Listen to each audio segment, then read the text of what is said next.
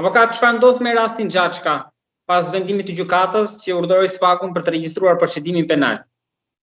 Mënyra se si Partia Socialiste dhe Edi Rama trajtoi vendimarrjen e gjykatës kushtetuese për papajtueshmëri të mandatit të saj dhe që gjykata kushtetuese nuk u la nga Partia Socialiste e Shqipërisë të gjykohej papajtueshmëria e mandatit të saj, është treguesi i qartë që edhe zonja Bushka, që e di shumë mirë që është juriste, edhe një antar që përfaqësonte Kuvendin e Shqipërisë që tani ja kanë dhuruar antar i KLP-s, me kodin e familjes, kjo zonjë e humbiste mandatin e deputetes.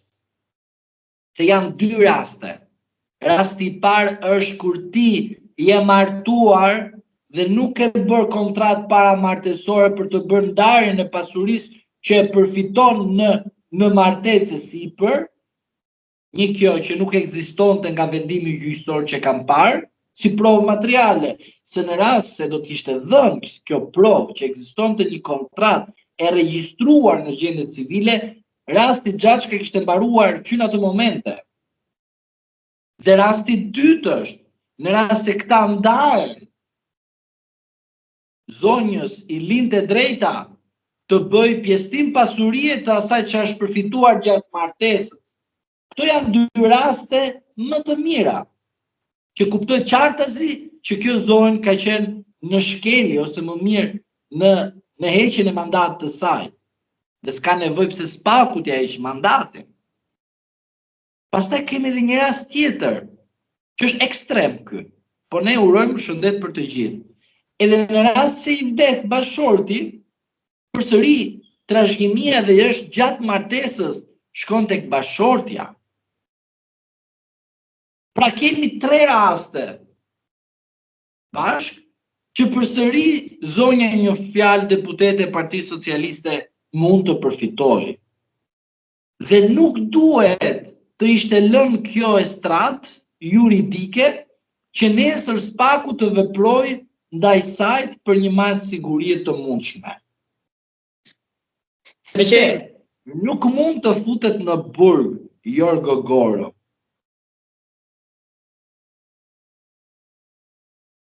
Kaq. Jemi te SPAK-u, u fol që ikën amerikanët, i zëvendësuan britanikët. Amerikanët u rikthyen, por marrëdhënia me britanikët vazhdon të jetë ngushtë. Së fundmi kemi pasur një takim të Dumanit me ambasadorin britanik, i cili duket se ka marrë në dorë zgjedhjet. Por jo vetëm do të dashur qytetar që më dëgjoni dhe dua t'ju them të vërtetën. Dumani e ka kuptuar që Yuri Kim dhe Blinken e groposën me një foto të gabimit. Foto që bëri me Blinken. Është institucionale ajo, avokate, kemi diskutuar.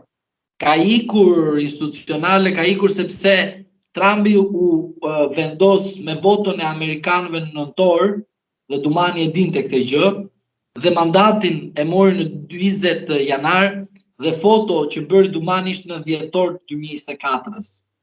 Ju thoni që mund të ishte refuzuar ftesa e institucionit? Patjetër, se s'mund të bësh gabime të tilla, sidomos me linjën Trump. Linja Trump është e pamëshirshme. Nuk merret me anë institucionale, merret me anë politike. Do të them një rast konkret. Presidenti